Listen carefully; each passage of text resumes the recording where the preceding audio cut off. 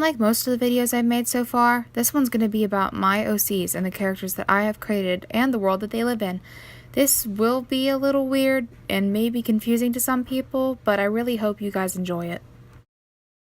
Now, I know I could spend all day talking about my first OC Raven, but I specifically want to point out that some people like to make fun of me and just say that I made him with his hairstyle because I can't draw the other eye, when really that isn't the truth. I really just picked that hairstyle because in the universe that he comes from, he was abused as a child, so when he had a black eye, he'd put his bangs over his eye that had the black eye, and it was usually one specific eye, so that's why that hairstyle stuck.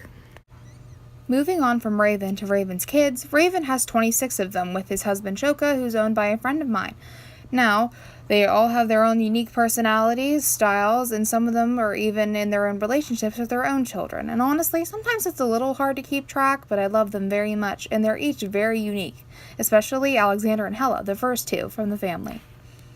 Next character I'm going to talk about is my OC Lila, the war goddess and Lord Slayer, as she was called during the war. She killed the original Lord Devil, her brother killed the original Lord Angel, and she was revered as a soldier who was mighty and powerful. Little did they know that she was a girl, as in most history books she was written down as a man because her identity was kept a secret so that she could be protected. But she was still a very strong warrior, although she did suffer some very bad mental damage after the war had ended. A little side note, long after the war had ended, Lila was revered as the protector and goddess of children and childbirth, as she had the strange ability to bring children back to life after they had died.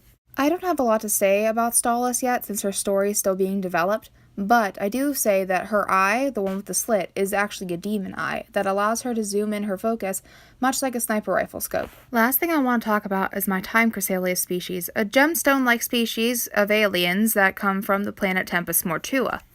No, they were not based upon Steven Universe, although I do quite enjoy that show. I had made them when I still thought Steven Universe was just an Adventure Time knockoff, so I didn't even watch it. Kinda like the crystal gems, they do have human forms, but rather than being able to revert to a gem, they can't. They cannot poof, they simply die, if they have this happen.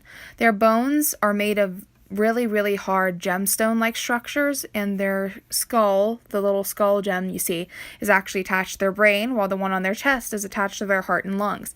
Keeps them breathing, because inside of their body they don't have many organs other than reproductive ones. Time Chrysalises need to eat, they need to sleep, they need to breathe, they need a lot of different things that the crystal gems don't need, so I really wish people would stop saying that they're just a knockoff of the gems from Steven Universe, because they're not, they're just not, and it really gets on my nerves sometimes. Well, that's the end of this video. I hope you liked it. If you really did, please leave a like and subscribe if you want more of this content. If this thing gets more feedback or something, or you guys actually really like these OC talk videos, I might do a couple more. Thank you so much for watching and have a fantastic day.